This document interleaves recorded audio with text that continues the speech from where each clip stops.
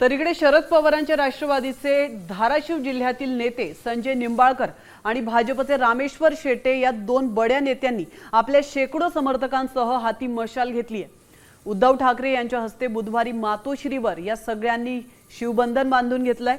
यामुळे धाराशिव मधील राजकीय समीकरणांना वेग आलाय, कारण ओमराजे यांना टक्कर देण्यासाठी संजय निंबाळकरांचा पक्षप्रवेश अतिशय महत्त्वाचा मानला जातोय। कारण आगामी लोकसभेसाठी ठाकरे सेनेकडून संजय निंबाळकरांच्या नावाची जिल्ह्यामध्ये जोरदार चर्चा रंगली आहे। संजय निंबाळकर हे राष्ट्रवादी काँग्रेसमध्ये सक्रिय होते। धाराशिव कळंब विधानसभा मतदारसंघात त्यांनी पक्षाचं काम केलं।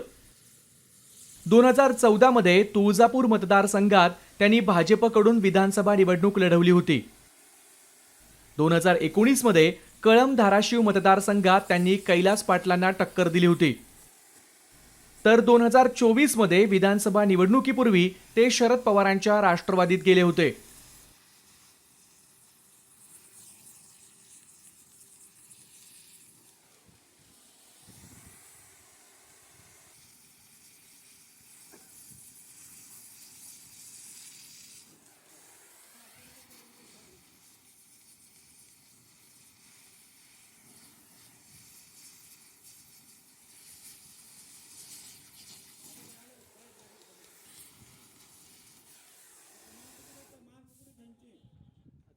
मध्ये भरले गिरीश